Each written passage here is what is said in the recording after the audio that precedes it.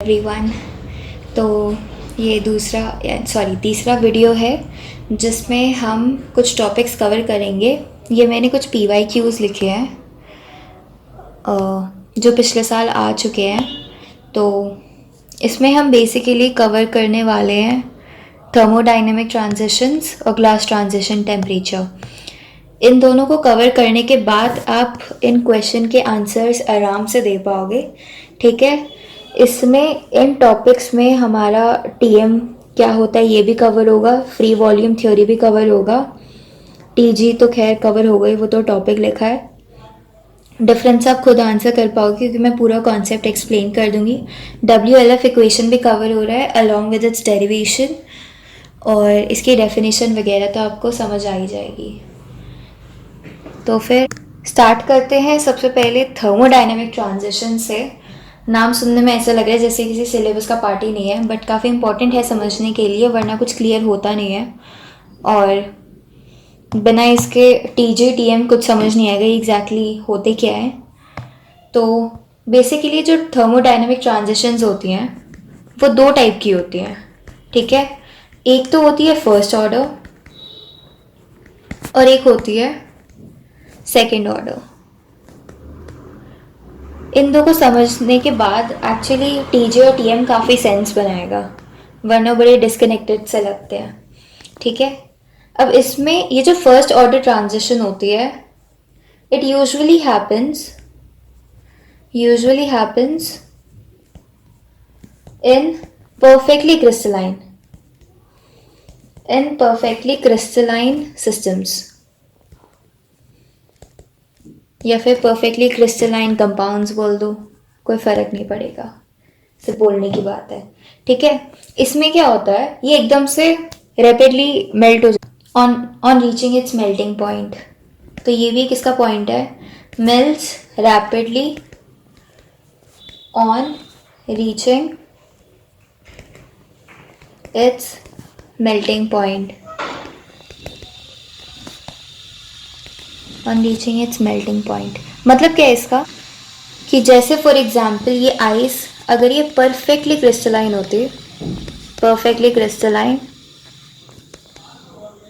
तो melting point पे reach करके उसका अगर हम टेम्परेचर इंक्रीज करके जब वो एकदम मेल्टिंग पॉइंट पे पहुंचती तो वो एकदम से वाटर बन जाती, ठीक है। तो ये परफेक्टली क्रिस्टलाइन सिस्टम का हिसाब होता है। Also while melting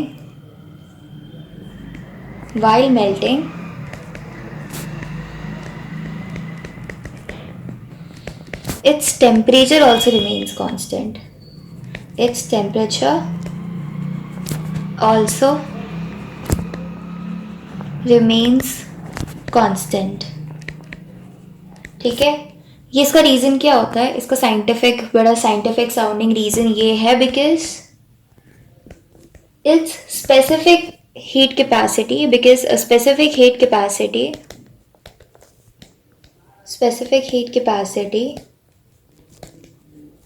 of a crystal is constant.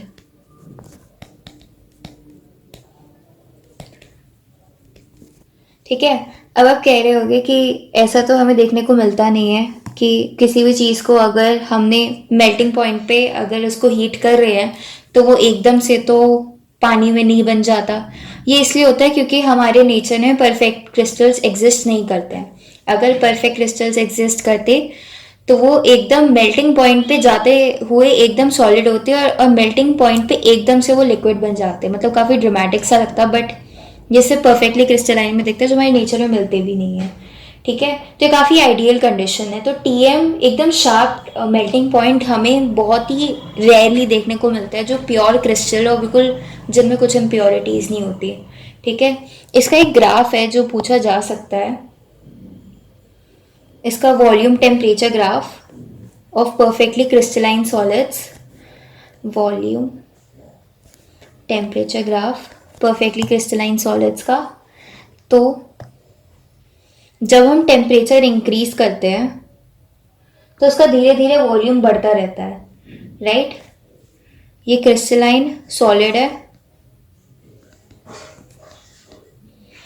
और काफ़ी मतलब इतना सिग्निफिकेंट वॉल्यूम नहीं बढ़ता परफेक्टली क्रिस्टलाइन कंडीशन में, तभी हमें पर एट टीएम पे जैसे ही टीएम आता है, टीएम यानी melting point, TM is melting point,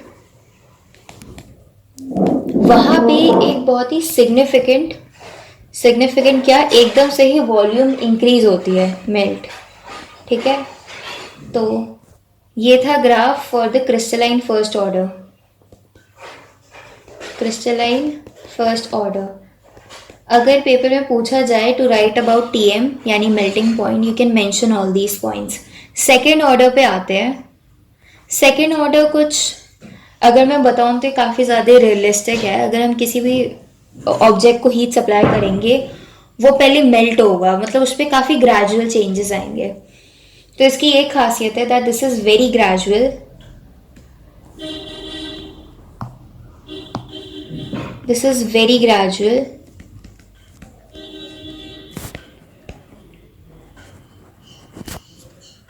this is gradual और काफ़ी रियलिस्टिक होता है and observed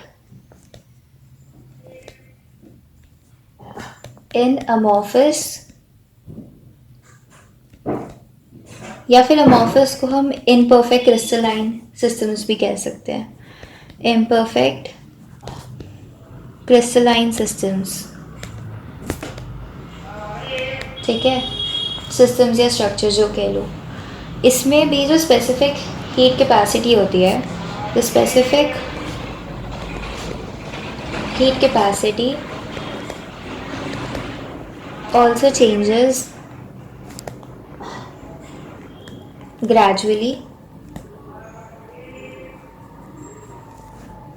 as property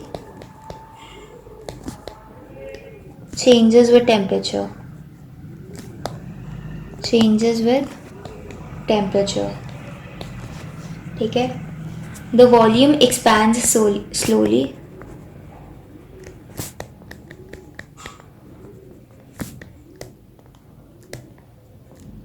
to accommodate the increasing number and intensity of wiggling polymers।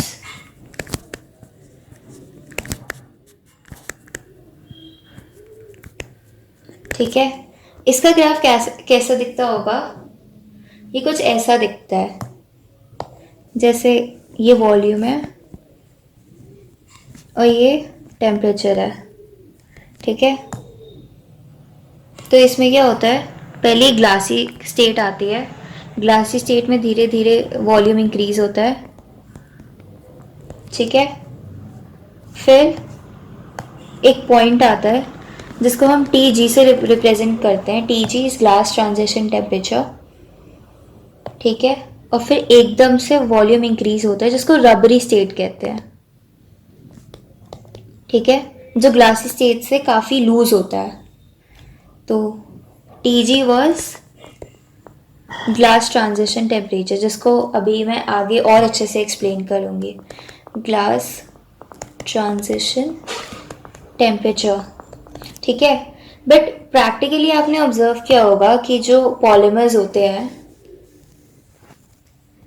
Practically हमने ऑब्जर्व किया होगा कि पॉलीमर्स इन दोनों के मिक्स होते हैं, मतलब कहीं पे क्रिस्टलाइन होता है, कहीं पे अमॉर्फस होता है। तो ऐसे हम इसको एक कैटेगरी में अगर हम फिट करेंगे तो वो चीज़ गलत हो जाएगी। ठीक है, so practically we encounter a mix of crystalline and amorphous polymer, crystalline and amorphous polymer।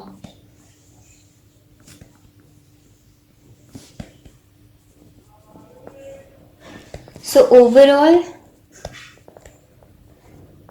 the transition graph, ये वाला volume temperature graph, transition graph looks like this। ठीक है, तो ये कैसा दिखता है, बड़ा सा ग्राफ बनाती है थोड़ा।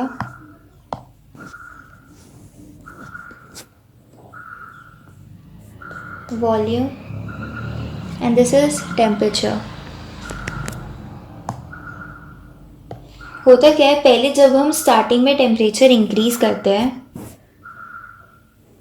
स्टार्टिंग में तो ग्लासी या फिर क्रिस्टलाइन सॉलिड उसका स्ट्रक्चर होगा, ग्लासी, और कह सकते हैं ग्लासी को ही क्रिस्टलाइन कहते हैं वैसे, ग्लासी और क्रिस्टलाइन स्ट्रक्चर, ठीक है, जो बिल्कुल सॉलिड है। जब वो टीजी पे आता है, टीजी यानी ग्लास ट्रांजिशन टेम्परेचर पे, तो वो अपना वॉल्यूम थोड़ा सा इंक्रीज करता है, ठीक है, कुछ ज़्यादा इतना इंक्रीज करता है। ये स्लोप देखो डिफरेंस है, ठीक है। ये वाला स्टेज होता है रबरी, और इसमें थोड़ा सा क्रिस्टलाइन सॉलिड वाला पार्ट भी होता है, क्रिस्टलाइन सॉलिड वाला पार्ट भी होता है, ठीक है। और जब हम टेम्परेचर इंक्रीज करते हैं,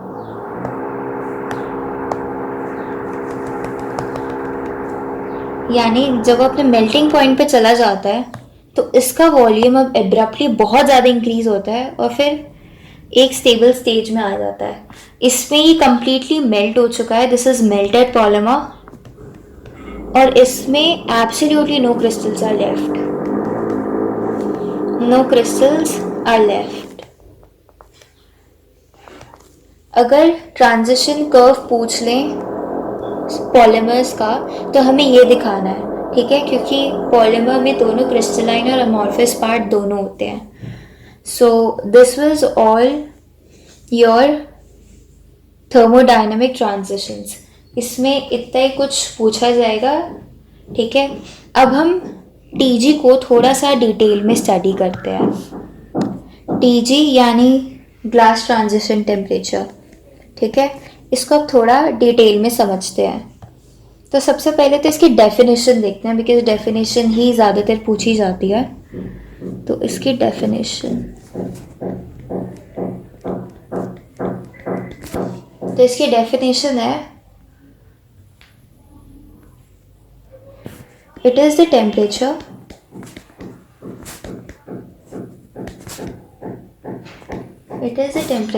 at which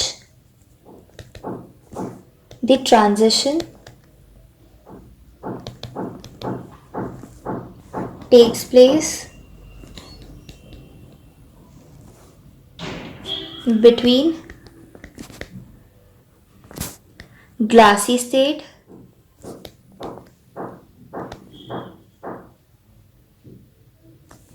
and flexible rubbery state. अब मैंने ग्लासी टू फ्लेक्सिबल क्यों नहीं लिखा, अब देखो जो मेल्टिंग पॉइंट होता है, फॉर एग्जांपल मैं 0 डिग्री बोलूँ तो ये 0 डिग्री आइस का मेल्टिंग पॉइंट होता है, वाटर का फ्रीजिंग पॉइंट होता है, राइट, बट ये दोनों तो एक ही वैल्यू है ना। तो ग्लास ट्रांजिशन टेम्परेचर में अगर हम पीछे की तरफ जाएं तो flexible rubbery state to glassy state है, और अगर उसका टेम्परेचर इंक्रीज करें तो फिर वो ग्लासी टू रबरी स्टेट है, ठीक है। मैंने क्या बताया था, जो ग्लासी स्टेट होता है, जो ग्लासी स्टेट होता है, दिस इज मोर क्रिस्टलाइन, यानी इसका क्रिस्टल स्ट्रक्चर मतलब इसका जो मॉलिक्यूलर स्ट्रक्चर होता है वो ज़्यादा यूनिफॉर्म होता है, और क्योंकि ज़्यादा क्रिस्टलाइन है तो ज़्यादा रिजिड भी है, ठीक है। और ये जो फ्लेक्सिबल रबरी स्टेट होती है, ये मोर अमॉर्फस एंड सॉफ्ट होती है, मोर अमॉर्फस एंड सॉफ्ट, ठीक है। तो ये बेसिकली वो टेम्परेचर का वो पॉइंट है जहाँ से ग्लासी रबरी स्टेट में बदल जाता है ऑन इंक्रीजिंग टेम्परेचर, और अगर टेम्परेचर डिक्रीज करो तो इस पर्टिकुलर टेम्परेचर पे जो रबरी स्टेट है वो ग्लासी स्टेट में कन्वर्ट हो जाती है, ठीक है। स्पेसिफिकली यहाँ पे ट्रांजिशन पे ध्यान दो। ट्रांजिशन का मतलब क्या है, मतलब जैसे मैंने बोला, देखो ऊपर ऊपर से तो दिख रहा है कि जो ग्लासी स्टेट है वो पिघल के कुछ लिक्विड लिक्विड में बन गया, बट मोलिकुलर लेवल में एग्जैक्टली होता क्या है, तो वो चीज़ समझते हैं। पहले अब इस ट्रांजिशन को समझते हैं। नाउ इस ट्रांजिशन को समझते हैं on molecular level.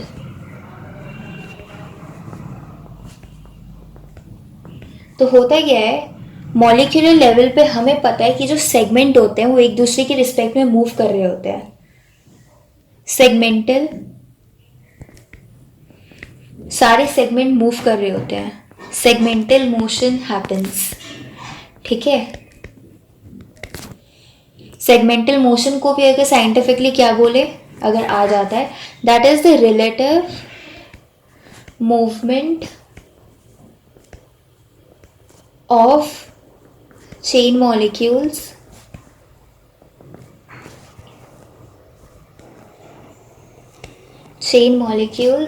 with respect to each other, उसी को segmental motion बोलते हैं, with respect to each other। ठीक है, अब ये जो segmental motion है ना, इसी को मैथमेटिकली डिफाइन करता है। This is only mathematically defined by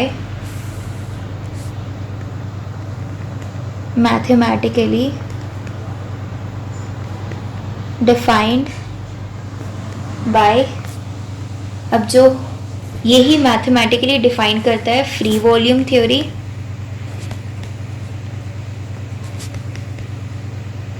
और WLF इक्वेशन, जिसको अभी हम इसमें कवर करेंगे। ठीक है, वो जो सेगमेंटल मोशन हो रहा होता है वो कैसे हो रहा होता है विद रिस्पेक्ट टू वॉल्यूम और जो खूब सारे अजीब अजीब से फैक्टर्स हैं, ये इन दो में कवर करेंगे और ये काफ़ी इम्पोर्टेंट है। पर वापस आ जाते हैं पहले इसको मॉलिक्यूलर लेवल पे डिफाइन करने के, इसको थोड़ा और एक्सप्लेन करते हैं। ठीक है, तो इसको थोड़ा समझते हैं कि ये TG के रिस्पेक्ट में कैसे होता है, राइट। अब इसमें ये है कि जो हमारा सेगमेंटल मोशन होता है, अब देखो जितना कम सेगमेंटल मोशन है वो उतना ही ज़्यादा क्रिस्टलाइन है, और कोई भी चीज़ जितनी ज़्यादा क्रिस्टलाइन है, जितनी ज़्यादा परफेक्ट है, उसका ग्लास ट्रांजिशन टेम्परेचर भी उतना हाई होगा, मतलब उसको और ज़्यादा टेम्परेचर देना पड़ेगा उसको एमॉर्फस स्टेट में कन्वर्ट करने के लिए। तो हम क्या ये कह सकते हैं कि TG is inversely proportional to segmental motion of the chain, segmental motion of the chain. इसका उल्टा भी हम कह सकते हैं कि अगर किसी क्रिस्टल में ऑलरेडी सेगमेंटल मोशन बहुत ज़्यादा है तो उसको बहुत कम टेम्परेचर में ही उसका एमॉर्फस स्टेट आ जाएगा। ठीक है, तो जितना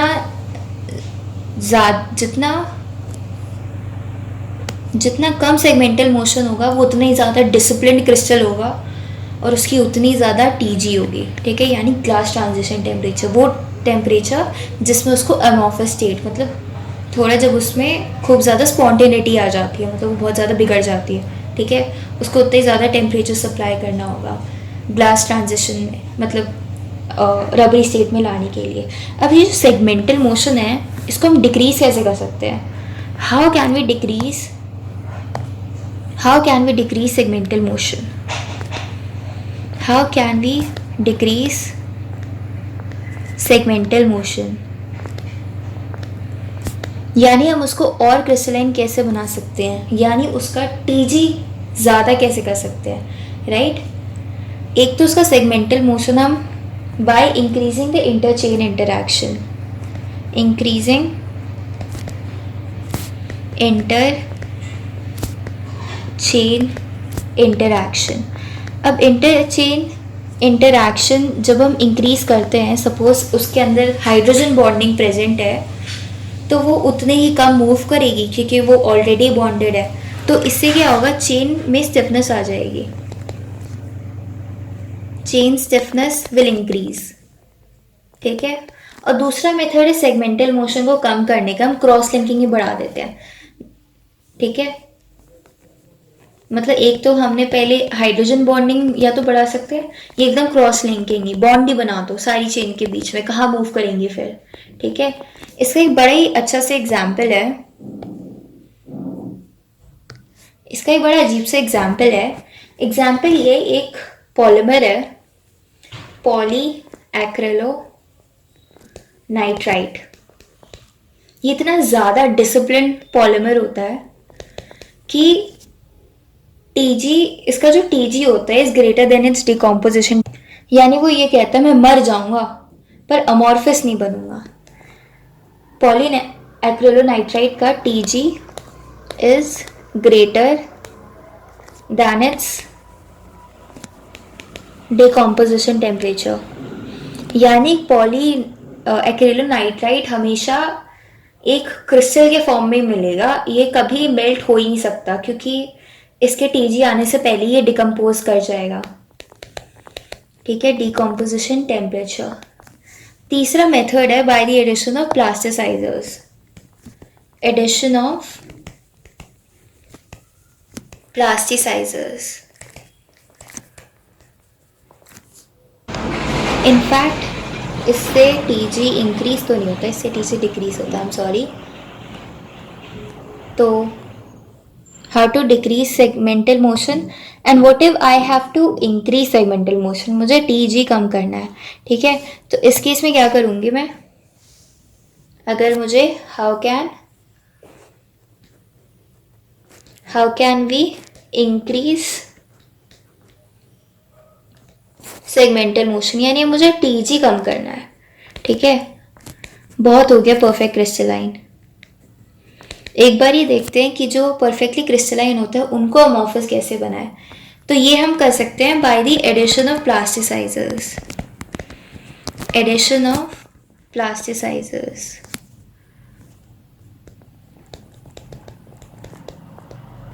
अब होता क्या है, जो पीवीसी आपने सुना होगा, जिसके पीवीसी के पाइप भी आते हैं, पीवीसी के पाइप बहुत हार्ड होते हैं, पर अगर इसमें हम ये डीओपी डाल देते हैं, डाई ऑक्टाइल थैलेट, वो उसमें इंटरचेन फोर्सेस को डिक्रीज कर देता है। मतलब प्लास्टिसाइजर्स का काम होता है to decrease inter chain forces. Plasticisers का यही काम होता है। तभी जो पीवीसी होता है ना, पीवीसी में हम अगर प्लास्टिसाइजर डालें, प्लास्टिसाइजर कौन सा, सो प्लास्टिसाइजर डालें कौन सा, डीओपी, इसका पूरा फुल फॉर्म होता है डाई ऑक्टाइल थैलेट। तो ये क्या करेगा, उसको सॉफ्ट बना देगा, पीवीसी को सॉफ्ट बना देगा। फायदा क्या होता है उससे, हम पीवीसी के रेनकोट पहनते हैं, it is use to make raincoats. ठीक है, तो जो प्लास्टिक जिससे पाइप बनता है उसी से हमारा सॉफ्ट सा रेनकोट बनता है। ठीक है, उसी से हमारा रेनकोट बनता है। अब मैंने ना एक पॉइंट थोड़ा मिस कर दिया था इसमें हम एक और तरीके से सेगमेंटल मोशन डिक्रीज कर सकते हैं। याद रखना, हम इससे अब इंक्रीज नहीं कर रही, ये पिछले वाला पॉइंट ही है जिसमें मैं एक्सप्लेन कर रही थी कि सेगमेंटल मोशन डिक्रीज कैसे करें और टीजी कैसे इंक्रीज करें। इसमें और हम क्या कर सकते हैं, हम डबल बॉन्ड इंक्रीज कर सकते हैं in monomers. Double bond increase in monomers, इससे क्या होता है, डबल बॉन्ड अगर मोनोमर में बढ़ जाते हैं ना, then there is less rotation around covalent bonds, around covalent bond. और कभी भी रोटेशन अगर कोवलेंट बॉन्ड के अराउंड कम हो जाती है, then there is less movement in chain, less movement in chain, यानी मोर टीजी। अब ये याद रखना, ये वाला पॉइंट है टू इंक्रीज द टीजी, और सिर्फ ये एक वाला पॉइंट था, एक ही पॉइंट था, एडिशन ऑफ प्लास्टिसाइजर, जिससे हम टीजी डिक्रीज कर सकते हैं। सो ये अगर पेपर में आता है, what are the factors which can effect glass transition temperature, तो इसमें आप ये सब मेंशन कर सकते हो। ये जो है, ये एक तरीके से फैक्टर्स ही तो हैं कि इंटरचेन इंटरैक्शन कैसे अफेक्ट कर रही है, क्रॉस लिंकिंग कैसे अफेक्ट कर रही है, डबल बॉन्ड, ये सब, एडिशन ऑफ प्लास्टिसाइजर्स। तो इसमें ये पॉइंट भी एक्सप्लेन कर सकते हैं, बट आपको बहुत क्लियरली पता है कि ये कैसे इंक्रीज या डिक्रीज करती है। अब आ जाते हैं, मैंने स्टार्टिंग में बोला था कि इसको मैथमेटिकली हम इन दो से डिफाइन करते हैं। पेपर में क्वेश्चन आ रखा है पूरा कि write a short note on free volume theory, या write a short note on WLF equation, और या इसका डेरिवेशन भी पूछ सकते हैं। ठीक है, तो अब ये दोनों समझते हैं, ये दोनों वैसे बहुत आसान है। मैं फिलहाल WLF इक्वेशन को बस यहाँ से इरेज कर रही हूँ, मैं बाद में इसको रीमेंशन कर दूंगी क्योंकि यहाँ पे स्पेस थोड़ा फ्री वॉल्यूम थ्योरी ज़्यादा लेगा, ठीक है। तो फ्री वॉल्यूम की थ्योरी ये नोट सब ले लो। फ्री वॉल्यूम थ्योरी बेसिकली ये कहती है कि there is no motion possible without voids. Voids क्या होता है? पॉलीमर्स के बीच में गैप। यानी अगर ये पॉलीमर है, अगर सपोज ये कोई पॉलीमर है, ठीक है, इसके बीच में ये जो गैप है, ये अगर ये जब गैप होगा तभी इसमें मोशन पॉसिबल होगा, ठीक है। तो फ्री वॉल्यूम थ्योरी बस यही कहती है। तो इसके कुछ नोट्स ले लो। ये no motion possible without voids, ठीक है। अगला पॉइंट है molecular motion within polymers only takes place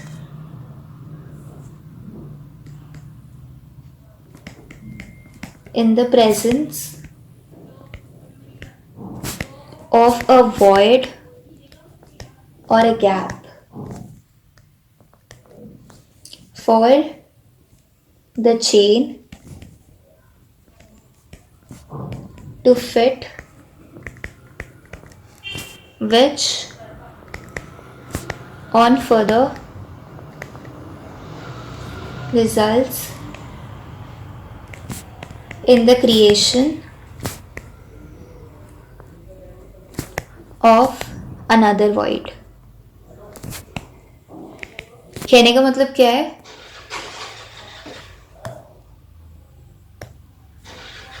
suppose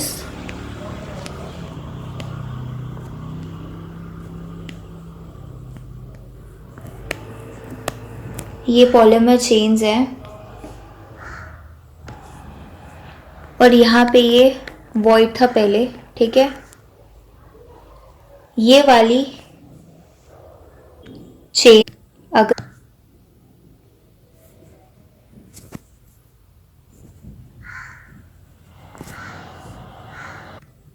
minimum volume to enable this motion is called as critical void volume. critical void volume, ये पॉइंट मेंशन करना बहुत ज़रूरी है free volume theory में, ठीक है। तो free volume basically mathematically explain करें, so free volume is VF V minus V naught. अब ये है क्या V और V naught? V is the volume occupied by the polymer at temperature T, and V naught is the volume occupied by polymer at T is equal to 0 kelvin. एक fact आपको पता होना चाहिए कि कोई भी मटेरियल 0 केल्विन टेम्परेचर पे, मतलब जो प्रैक्टिकली पॉसिबल तो नहीं है, थियोरेटिकली कोई भी चीज़ 0 केल्विन टेम्परेचर पे एक परफेक्ट क्रिस्टल और मिनिमम वॉल्यूम में एग्जिस्ट करती है। ऐसा माना जाता है कि 0 केल्विन टेम्परेचर पे ये जो मटेरियल है इस पर कोई वॉइड्स प्रेजेंट नहीं होंगे, बिकॉज वो पूरा मटेरियल एक तो सिकुड़ चुका होगा 0 केल्विन टेम्परेचर पे। इसका एग्जाम्पल जैसे आप स्पॉन्ज से समझ सकते हो, तो अगर हमें किसी भी स्पॉन्ज के अंदर गैप की वॉल्यूम निकालनी है तो हम क्या कर सकते हैं, एक तो इसका टोटल वॉल्यूम ले सकते हैं और इसको फिर इसके मैक्सिमम स्क्वीज कर सकते हैं ताकि वो अपने मिनिमम मोस्ट वॉल्यूम पे आए। और वो जो वॉल्यूम है उसको अगर हम नॉर्मल वॉल्यूम से माइनस करेंगे तो हमें उन होल्स की वॉल्यूम पता चल जाएगी। तो ये जो VF है, it is free volume. VF is free volume, ठीक है। फ्री वॉल्यूम यानी उसके अंदर जो वॉइड है ये उसके वॉल्यूम है, इसका टोटल वॉल्यूम है। Now as the polymer is cooled, as polymer is cooled from its rubbery state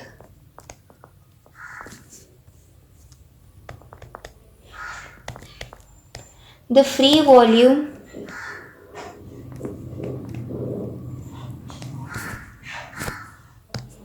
available remains constant।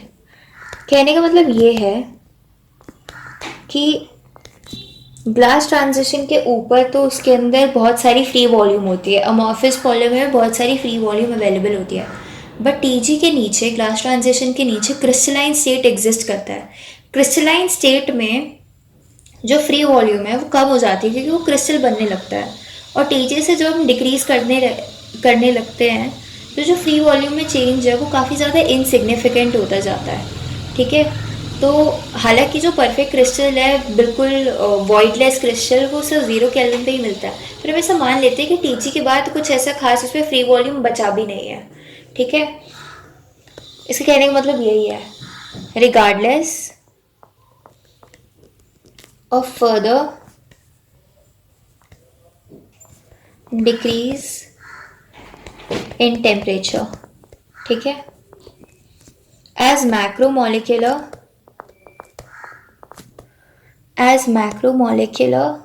chains are immobilized,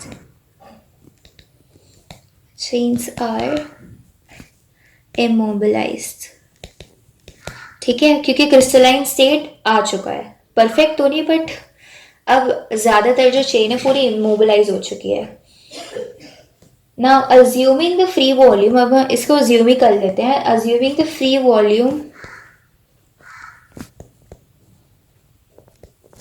remains constant, और उसको हम Vg से रिप्रेजेंट करेंगे, रिप्रेजेंटेड बाय Vg, इसको आगे लिख देती हूँ, represented by Vg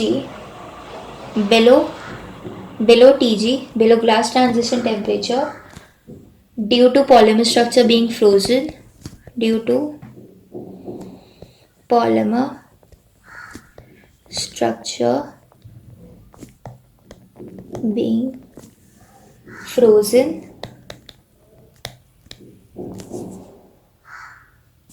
the free volume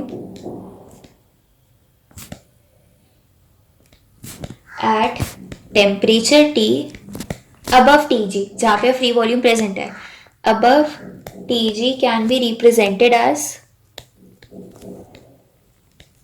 अब ये इक्वेशन है थोड़ी इंपॉर्टेंट है याद रखने के लिए, as Vf is equal to Vg plus alpha f T minus Tg, ठीक है, जिसमें Vf क्या है, Vf was free volume,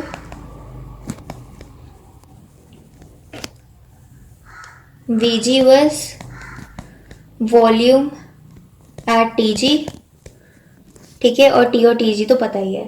alpha F क्या है, alpha F is linear coefficient of free volume, linear coefficient of free volume, ठीक है, तो ये इक्वेशन है जो फ्री वॉल्यूम थ्योरी से निकल के आती है, इंपॉर्टेंट इक्वेशन है। ऑल्सो अगर वो ये भी पूछ सकते हैं फ्री वॉल्यूम फ्रैक्शन क्या होता है, what is free volume fraction, free volume fraction होता क्या है, free volume fraction basically Vf by V होता है, ठीक है, यानी free volume upon total volume, free volume क्या होता है, V माइनस वी नॉट, ठीक है, अपॉन V, तो ये दोनों थोड़ा याद रखने की है, ठीक है, ये फ्री वॉल्यूम थ्योरी में आ सकता है। इसका अगर हम एक ग्राफ देखें छोटा सा, हमने ये देखा था हम जब थर्मोडायनेमिक ट्रांजिशन देख रहे थे कि अमॉर्फस क्रिस्टल्स में जो ग्राफ होता है वो कुछ ऐसा दिखता है, मतलब Tg के बाद एक शार्प इंक्रीज इन वॉल्यूम होती है, तो ये जो एक्स्ट्रा ये जो आया है ना space, this extra space this extra space. This can be said, this इसको हम फ्री वॉल्यूम कह सकते हैं, ठीक है. ये जो एक्स्ट्रा स्पेस आया है इसी को फ्री वॉल्यूम कह सकते हैं ग्राफ में, ठीक है. So this was all your free volume theory. Paper में आए तो ये सब आप लिख सकते हो. काफ़ी मतलब मैंने अच्छे से एक्सप्लेन करने की कोशिश करी है, ठीक है. So this was free volume theory. अगला जाते हैं डब्ल्यू एल एफ इक्वेशन पे, ठीक है. डब्ल्यू एल एफ इक्वेशन अब किधर लिखूँ, नीचे नीचे नहीं लिख रही. डब्ल्यू एल एफ इक्वेशन मैं इधर लिख रही हूँ.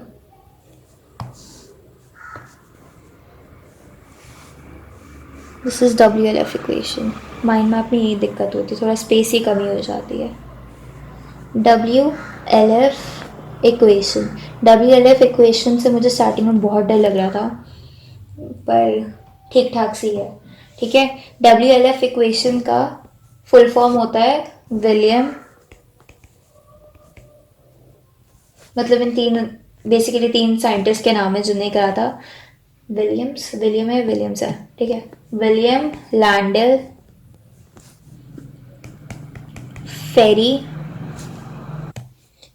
लैंडल फेरी इक्वेशन, इसका फुल फॉर्म ये है, ठीक है. लिख दोगे, फुल फॉर्म में लिख दोगे, पता चल जाएगा, हाँ भाई पढ़ लिया तुमने, ठीक है. विलियम लैंडल इक्वेशन मतलब बेसिकली होती क्या है, मैं पहले फाइनल इक्वेशन लिख देती हूँ, फिर बाद में इसकी डेरिवेशन भी दिखाऊंगी. तो it gives the variation of viscosity of amorphous polymer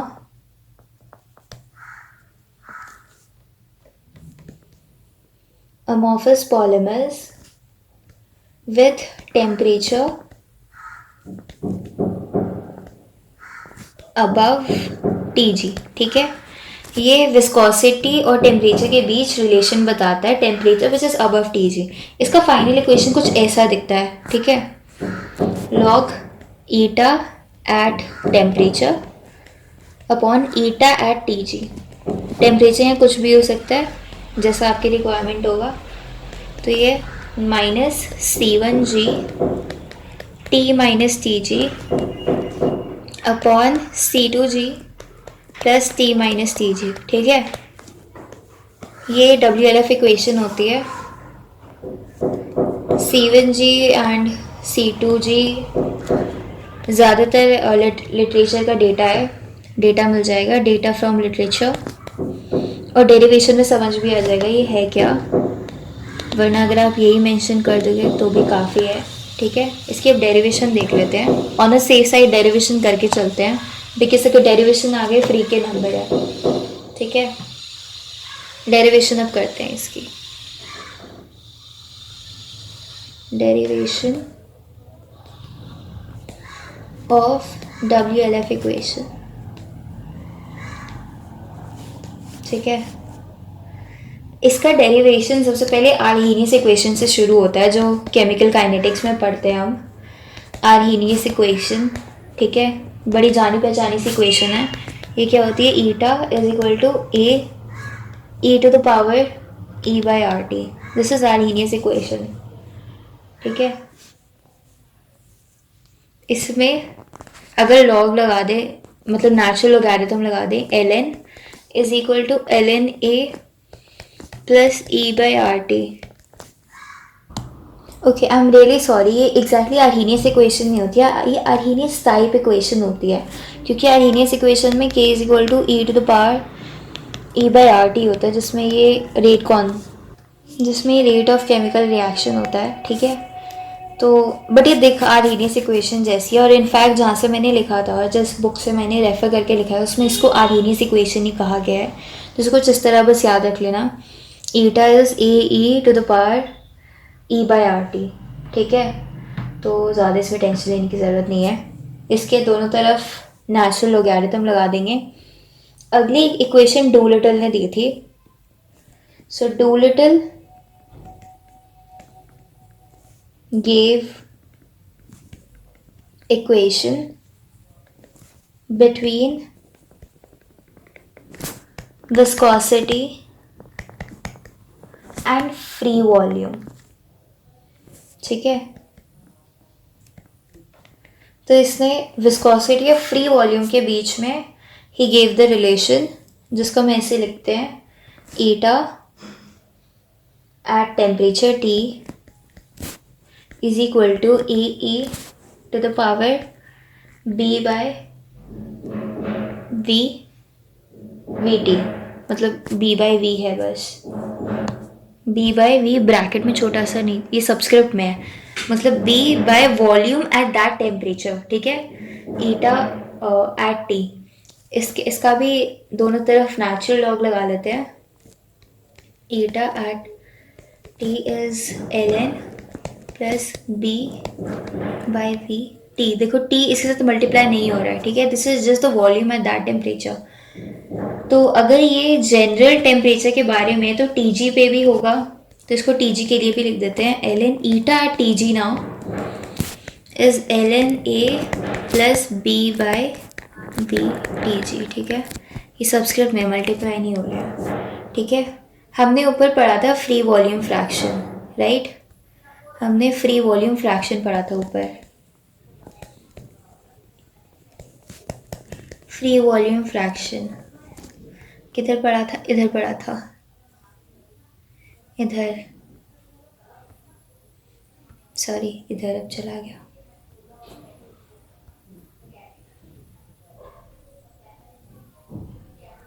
this was free volume fraction, ये हमने पढ़ा था ना, which was free volume upon normal volume. तो फ्री वॉल्यूम फ्रैक्शन क्या होती है, VF बाय V, और VF को हम कैसे लिखते थे, V minus V0 by V, right. और हमने एक और चीज पढ़ी थी from free volume theory, from free volume theory जो हमने इक्वेशन ऑब्टेन करी थी मेन वाली, it was VF is equal to V at TG plus alpha F T minus TG, right. यहाँ पे एक और रिलेशन है, हमें पता है कि जो विस्कोसिटी है यानी थिकनेस ऑफ दैट फ्लूइड, अगर वो TG पे ज़्यादा होगी तो उसके अबव वाले टेम्परेचर पे भी वो ज़्यादा ही रहेगी। मतलब वैसे तो एक सेकेंड, सपोज दो मटेरियल है, अगर उसके TG पे इसका A और B मान लेते हैं, ईटा A is greater than eta B, तो टेम्परेचर T पे भी उल्टा तो नहीं होगा ना, इसका ईटा A will be greater than eta B, मतलब ये कांस्टेंट ही, मतलब इसका जो विस्कोसिटी है ये इससे ज़्यादा ही रहेगी ना। तो यहाँ पे एक छोटा सा रिलेशन है कि जो ईटा एट टेम्परेचर T है is directly proportional to eta at TG, right. अगर दो मटेरियल को कंपेयर करना हो, ठीक है, तो eta T is alpha T eta by eta at TG। यहाँ से हम लिख लेते हैं कि alpha T can be written as eta T by eta TG, या फिर आप डायरेक्टली इसको याद रख सकते हो कि अल्फा का मतलब क्या होता है, ठीक है, अगर वो रिलेशन कंफ्यूजिंग लगे, ठीक है। दोनों तरफ लॉग लगा लो, ln eta natural logarithm, ln at eta T ln at alpha T plus ln at eta TG, right. ln at alpha T would be ln at eta T minus ln at eta TG। अब हमने ये ऊपर निकाला था कि हमने क्या निकाला था, इक्वेशन 1 और equation 2, put the value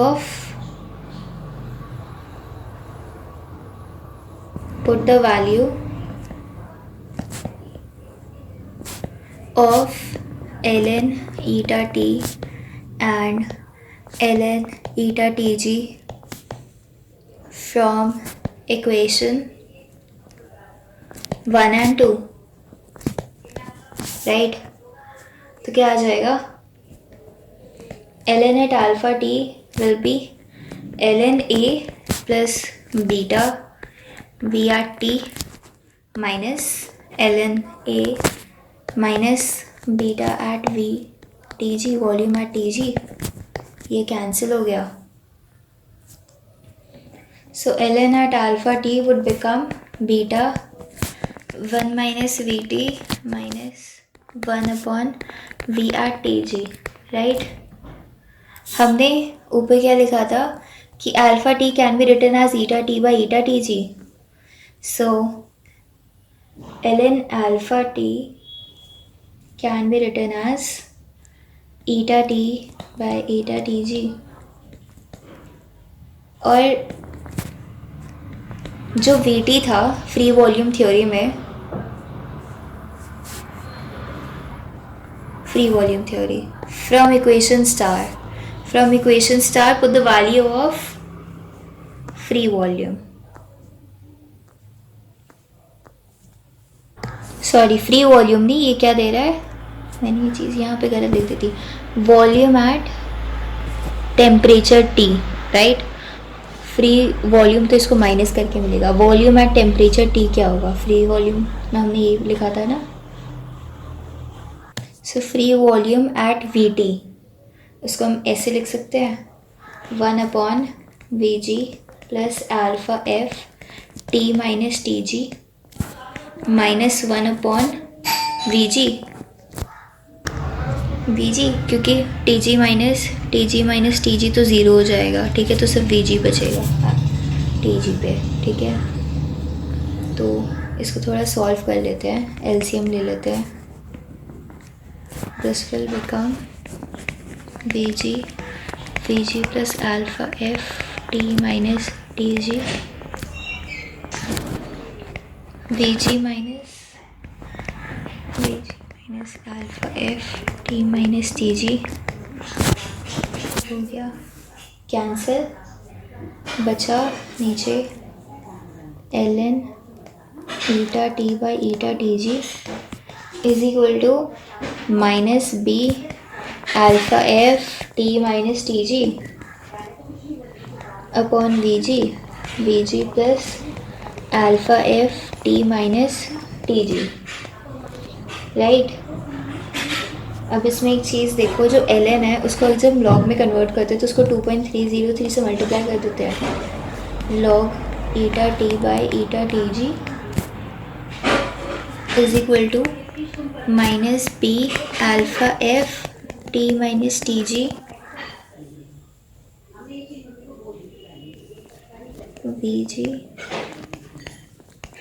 Vg plus alpha F T minus Tg.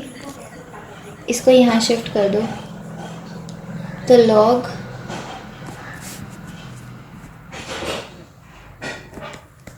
Eta T by eta Tg is equal to minus b alpha F T minus Tg 2.303 Vg plus alpha F. अब इसको मैं ऐसे लिख सकती हूँ कि minus 2.303 into b upon Vg multiply by alpha F T minus Tg और यहाँ पे Vg प्लस, सॉरी यहाँ पे टी माइनस Tg मिस कर दिया,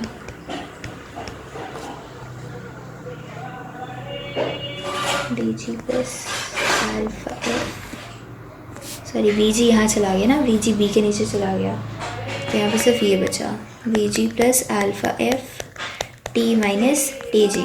क्या मैं इसको ऐसे लिख सकती हूँ, इसको मल्टीप्लाई करोगे तो ऊपर वाली इक्वेशन आ जाएगी. अब क्या करो, इसको एक और छोटा सा और मॉडिफिकेशन करके लिखना है, b by Vg into alpha F T minus Tg. इनमें से अल्फा एफ कॉमन निकाल लो, अल्फा एफ कॉमन निकालोगे तो Vg के नीचे क्या अल्फा एफ आ जाएगा, alpha F plus T minus Tg.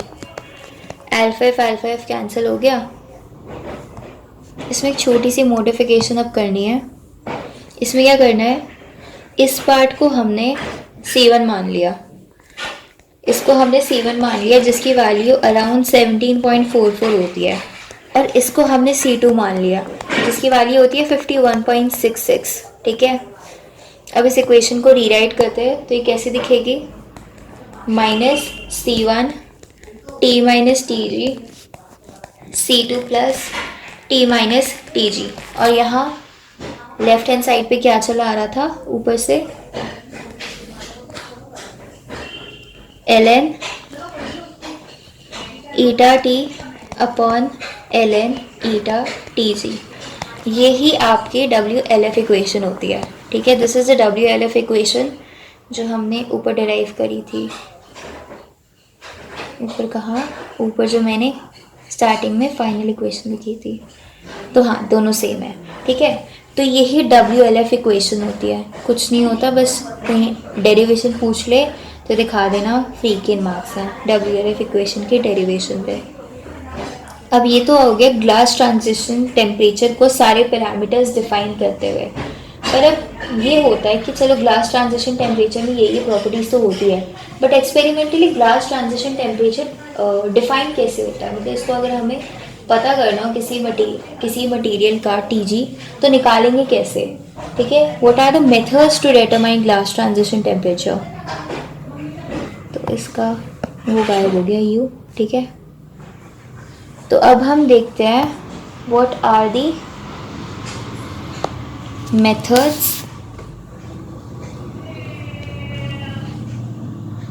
methods to determine TG.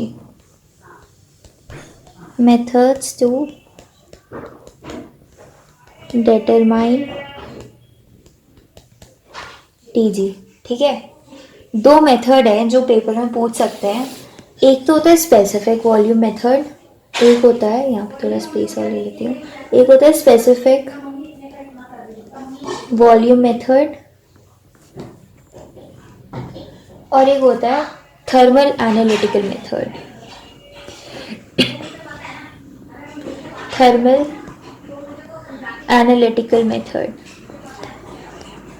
ठीक है। थर्मल स्पेसिफिक वॉल्यूम मेथड में हम डायलेटोमेट्री यूज करते हैं। डायलेटोमेट्री प्रोसीजर यूज करते हैं, और इसमें थर्मल एनालिटिकल मेथड में हम DSC यूज करते हैं। DSC क्या होते हैं, DSC की फुल फॉर्म जो प्रैक्टिकल में भी हमारे कॉलेज में पूछी थी प्रैक्टिकल में, दिस इज डिफरेंशियल, आ सकती है वैसे इसकी फुल फॉर्म, डिफरेंशियल स्कैनिंग कलरीमेट्री। ठीक है, दिस इज डिफरेंशियल स्कैनिंग कलरीमेट्री। और एक होता है डायलेटोमेट्री। डायलेटोमेट्री समझते हैं, ठीक है। तो इसमें क्या होता है, हम एक ग्रेजुएटेड कैपिलरी लेते हैं, मतलब मैं ग्रेजुएट नहीं, कैपिलरी हो गई, ये ग्रेजुएटेड कैपिलरी है। ग्रेजुएटेड कैपिलरी मतलब जिसके साइड में ऐसी मार्किंग होती है वॉल्यूम बताने के लिए कितनी है, ठीक है। और इसमें एक 1 ग्राम पॉलीमर लेते हैं, इसमें एक 1 ग्राम पॉलीमर लेते हैं, ठीक है। ये 1 ग्राम पॉलीमर है, और ये कोई प्रोटेक्टिंग लिक्विड है, प्रोटेक्टिंग लिक्विड जो यहाँ तक भरा हुआ है, जो उस पॉलीमर को ख़राब नहीं करता, ठीक है। और इसको यूजुअली हम 0 तक भर के रखते हैं। होता क्या है, अब हमें टेम्परेचर के साथ पॉलीमर में जो वॉल्यूम का इंक्रीज और डिक्रीज हो रहा है उसको स्टडी करना है। कैसे स्टडी करेंगे, हम यहाँ से उसका टेम्परेचर इंक्रीज़ करते हैं, यहाँ से उसका हीट करके टेम्परेचर इंक्रीज़ करते हैं, और जब टेम्परेचर इंक्रीज़ होता है तो इसका वॉल्यूम इंक्रीज़ होगा पॉलीमर का। और वॉल्यूम को इंक्रीज़ होता हुआ देखने के लिए, अगर इसका वॉल्यूम इंक्रीज़ हो रहा है तो इसका मतलब ये जो पानी है ये ऊपर राइज करेगा। तो इस डिफरेंस से, तो ये जो वॉल्यूम का जो डिफरेंस आता है, इससे हम पता लगाते हैं कि विद रिस्पेक्ट टू टेम्परेचर जो पॉलीमर का जो वॉल्यूम है वो कैसे चेंज हो रहा है, ठीक है। और हमेशा 1 ग्राम पॉलीमर ही लेते हैं, ठीक है। तो इसका क्या मेथड है, it is exposed to different temperature। तो क्या होगा, पॉलीमर एक्सपैंड या कॉन्ट्रैक्ट करेगा, पॉलीमर एक्सपैंड्स या कॉन्ट्रैक्ट, जिसकी वजह से राइज और फॉल इन दी, वैसे एक्सपैंड का ही केस लेती हूँ वरना कंफ्यूज हो जाओगे। Expose to different temperature, polymer, different increasing temperature, polymer expands, rise in volume of liquid,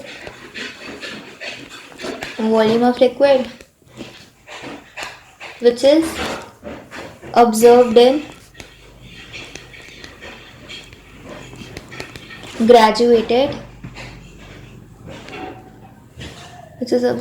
graduated capillary, ठीक है।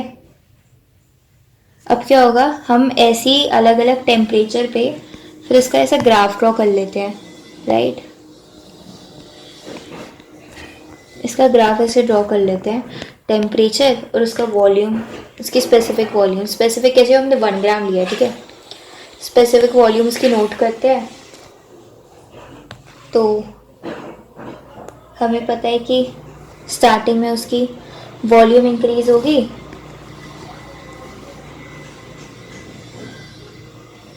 टीजी के बाद उसकी वॉल्यूम थोड़ी और वॉल्यूम इंक्रीज करेगी, टीएम पे आने के बाद उसकी एकदम से वॉल्यूम इंक्रीज होगी और फिर वो अपने मेल्ट स्टेबल स्टेट पे आ जाएगा। ये जो इम्परफेक्ट सा जो ग्राफ है ना, this is the characteristics of its amorphous nature, this is the characteristic of amorphous nature. यहीं अगर ये क्रिस्टलाइन होता, ठीक है, वहीं अगर ये क्रिस्टलाइन होता तो क्या होता,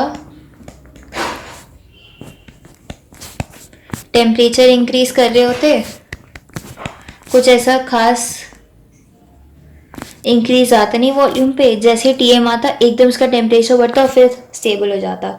ये क्रिस्टलाइन के केस में होता, बट हमें पता है पॉलीमर इम्परफेक्ट है, तो इसमें कुछ ऐसा ग्राफ दिखेगा जैसे मैंने लास्ट टाइम डिस्कस भी करा था। डीएससी में क्या होता है, डीएससी में ना हमारे लाइक इसमें समझने का कुछ नहीं है, because it is all computerised. होता क्या है कि जो कंप्यूटर है वो, या जो भी इंस्ट्रूमेंट हम यूज़ करते हैं, वो जो मटेरियल है उसमें हीट सप्लाई करता रहता है, और इसके जो मटेरियल के अंदर हीट फ्लो कितना हो रहा है उसको रीड करता रहता है, ठीक है। हमें पता है कि कभी भी कोई ट्रांजिशन टेम्परेचर आता है, कभी भी ट्रांजिशन हो रहा होता है तो उसका टेम्परेचर इंक्रीज नहीं होता, राइट। उसका हीट फ्लो और टेम्परेचर रीड करता रहता है, heat flow reading and temperature. तो हमें पता है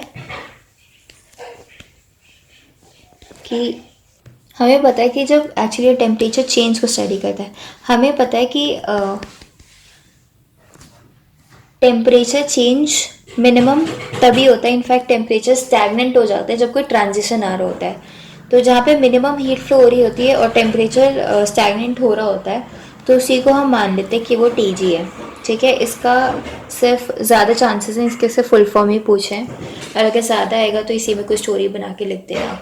so this was all your glass transition temperature, right. ये पूरा ग्लास ट्रांजिशन टेम्परेचर की थ्योरी थी, और ये आपकी